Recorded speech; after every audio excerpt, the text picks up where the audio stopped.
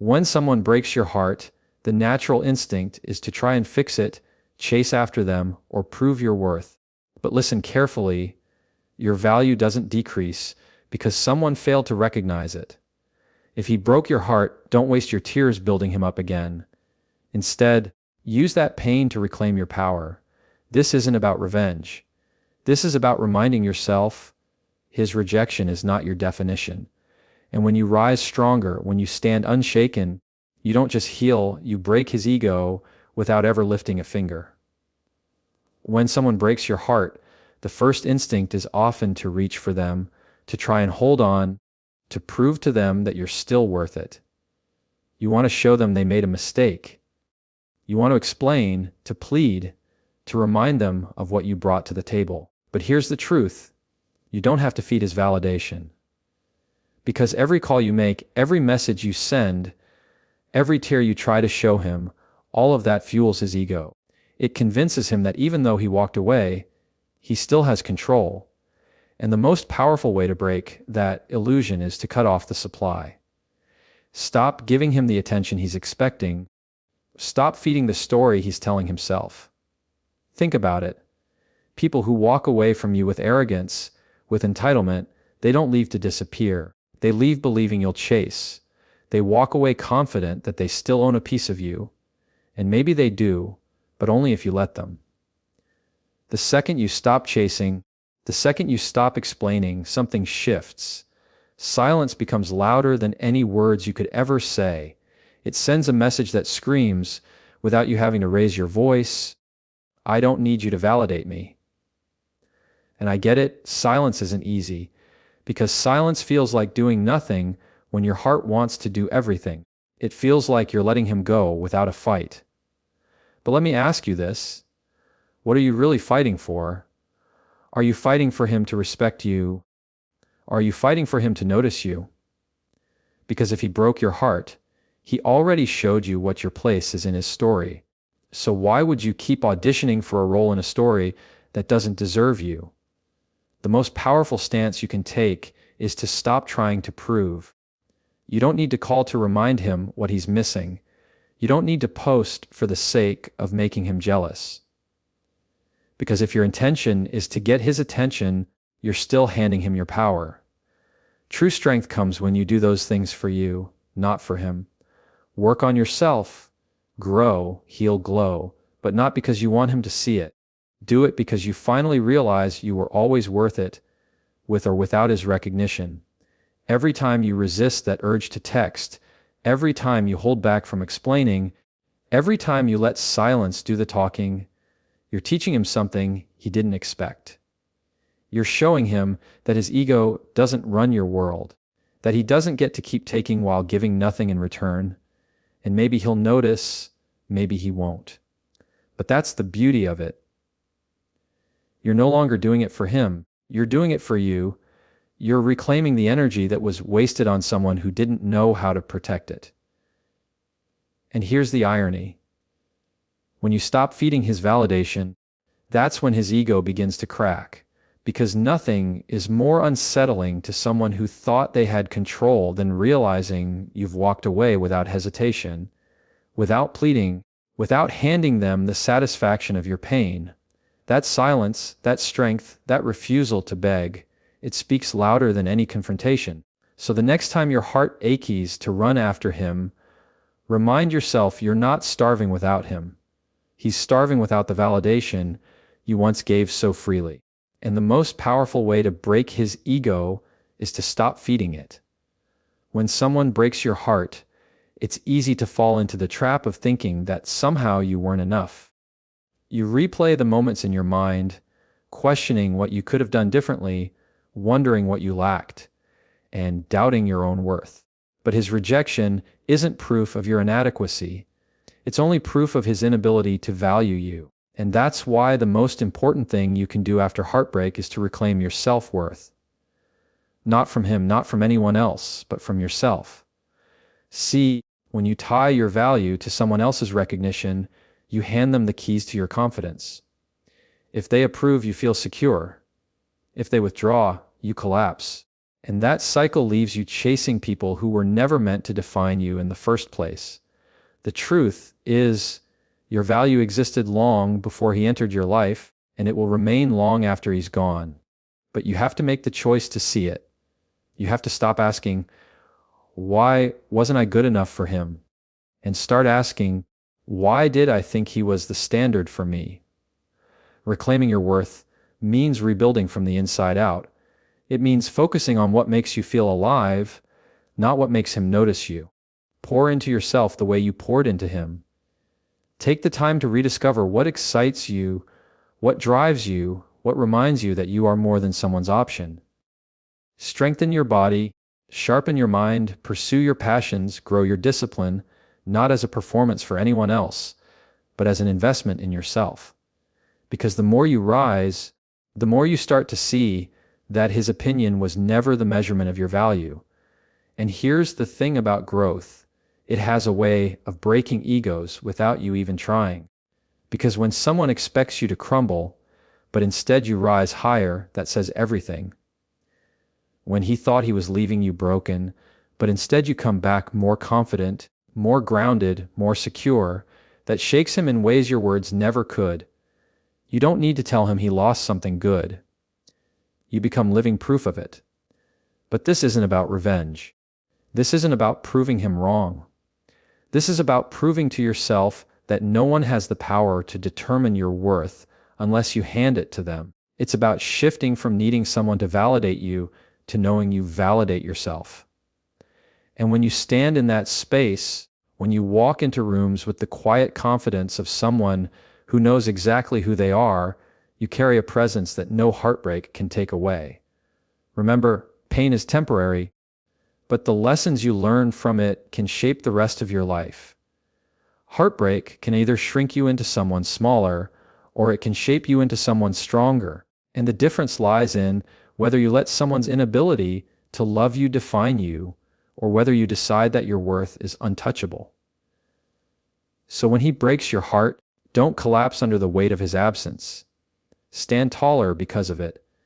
Reclaim your self-worth, rebuild your confidence, and remind yourself every single day, his rejection does not reduce your value. When someone breaks your heart, the easiest reaction in the world is to lash out. You want to scream, you want to ask why, you want to expose every hurt they've caused you. That emotional fire feels like the only way to protect yourself, but in reality, it only feeds his ego. Because if he can see that he still controls your emotions, he wins twice. Once by leaving, and again by watching you unravel. That's why the most powerful move you can make isn't to react emotionally, but to respond rationally. Detachment is where your real strength lies. Detachment doesn't mean you don't care. It doesn't mean you feel nothing. It means you refuse to let those feelings run your life. It means you've decided his actions no longer get to dictate your reactions. And that's what unsettles someone who thought they could still get to you. They expect anger. They expect tears. They expect you to keep fighting for their attention. What they don't expect is calm. What they don't expect is silence. What they don't expect is you carrying yourself as if their absence hasn't destroyed you. And don't misunderstand me. It's not about pretending you don't feel pain. Of course you do. But instead of giving it to him, you process it for you. You deal with it in private, you heal in your own space, you channel it into growth. Because the moment you hand him your anger, your sadness, your desperate explanations, you give him the satisfaction of knowing he still has influence. Detachment takes that power back. Think of it like this. When a fire breaks out, if you fight it with more fire, everything burns. But if you remove the oxygen, it dies out. Your silence, your self-control, your refusal to feed the flames, that's how you kill his ego. He doesn't get to watch you spiral. He doesn't get the drama he thought he'd stir. He gets nothing.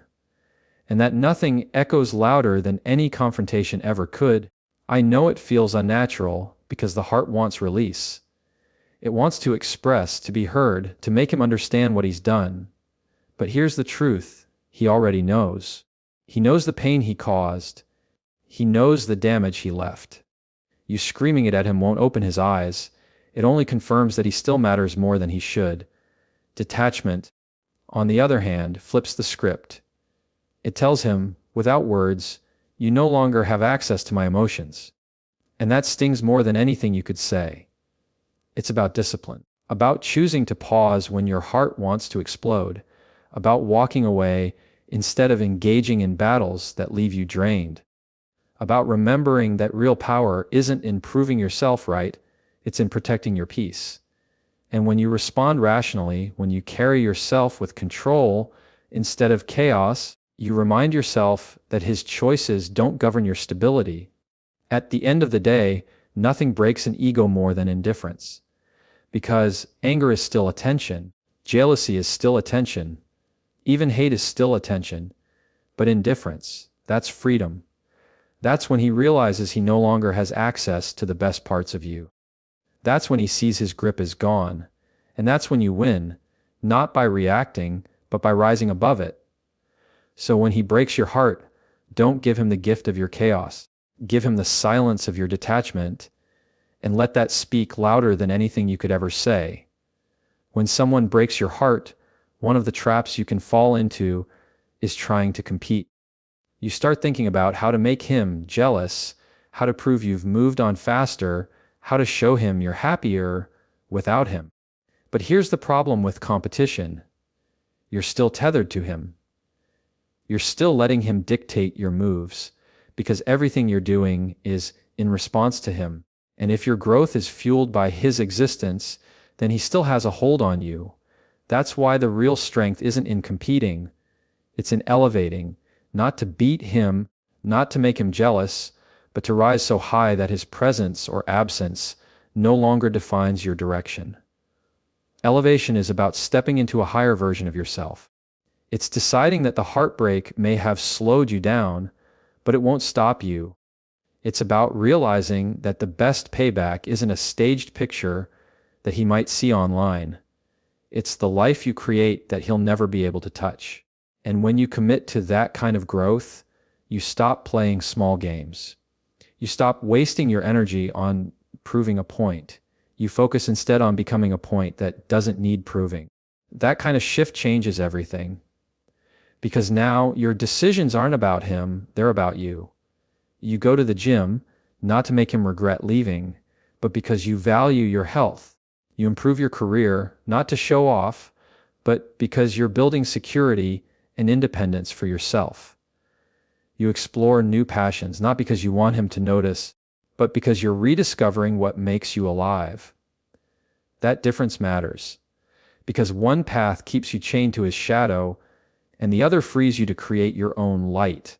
And the beauty of elevation is that it always reveals itself. You don't have to announce it.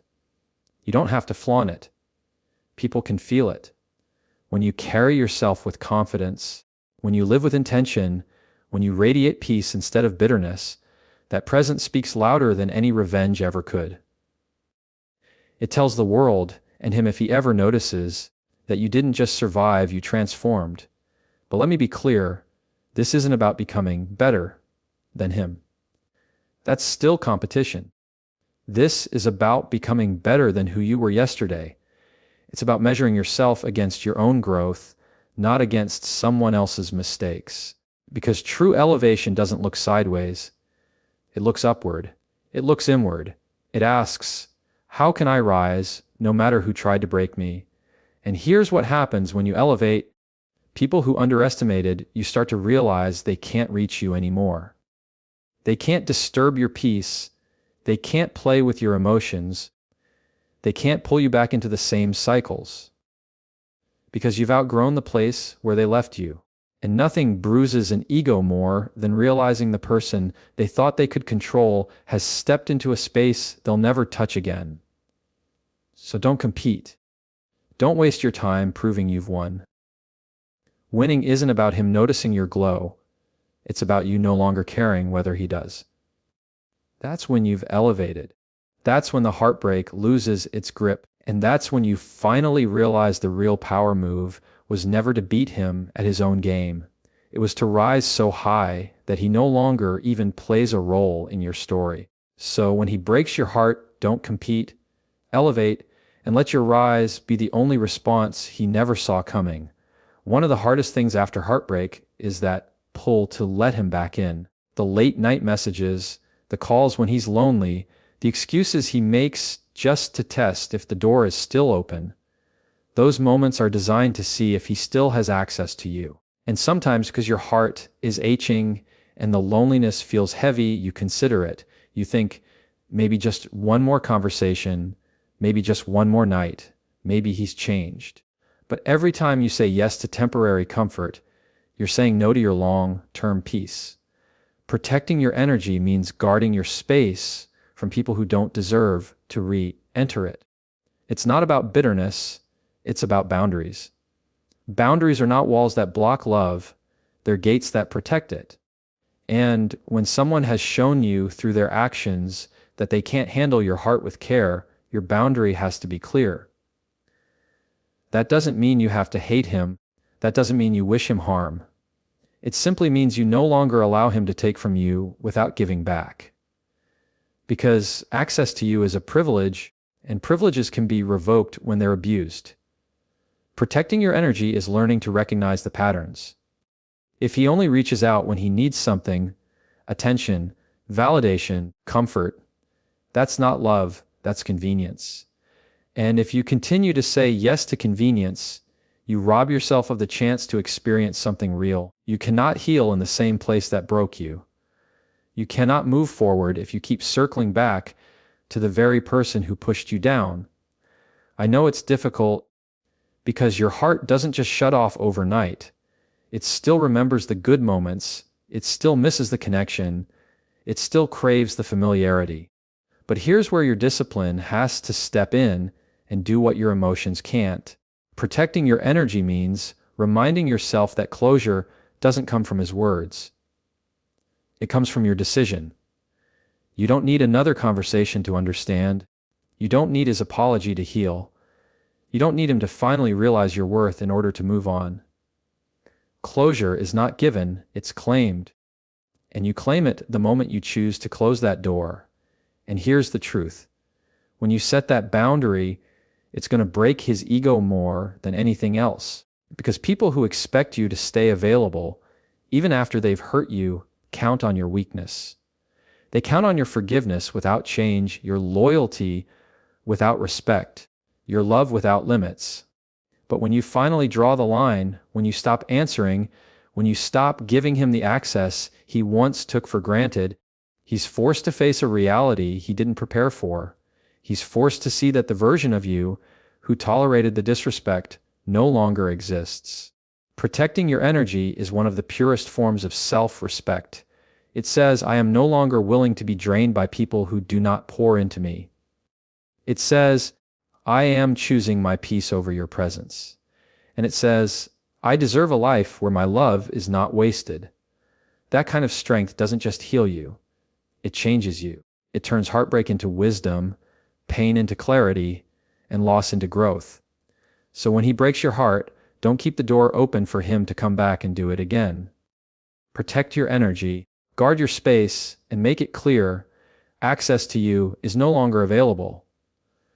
When someone breaks your heart, there's a part of you that wants to prove a point. You want him to see how badly he hurt you. You want him to feel the loss. You want him to recognize what he walked away from. But the truth is, words rarely make that impact.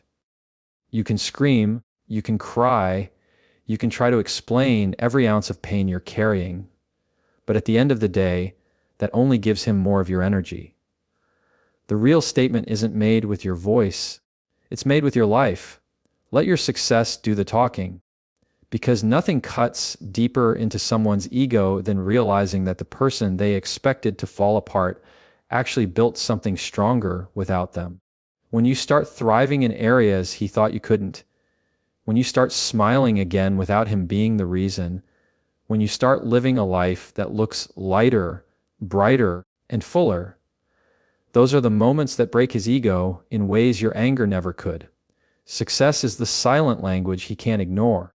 But let me be clear, success isn't about money or status or showing off. Success is about alignment. It's about building a life that reflects your peace, your strength, and your confidence. It's about becoming grounded in who you are so that you no longer need anyone else to validate your worth. When you heal, when you grow, when you find joy again, that is success, and it speaks volumes.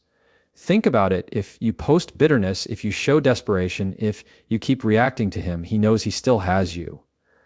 But if you post growth, if you radiate confidence, if you move in silence and elevate your life, he realizes he lost someone who could never be replaced.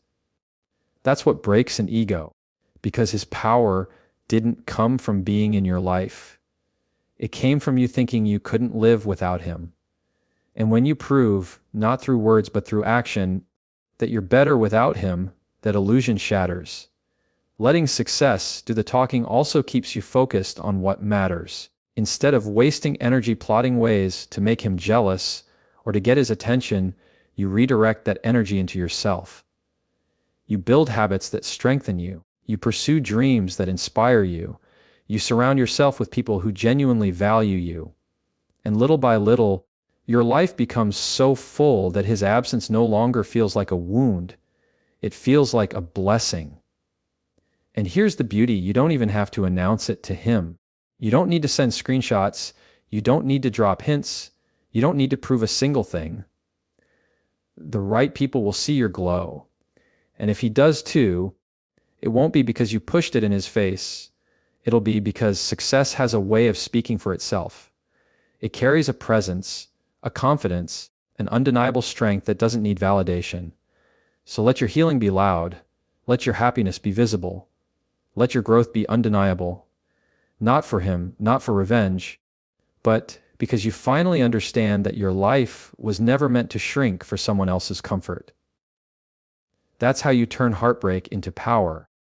That's how you show him, without ever saying a word, that breaking your heart didn't break you. So when he breaks your heart, don't waste your breath proving your worth. Let your success speak for you, and let it be the echo he can't escape.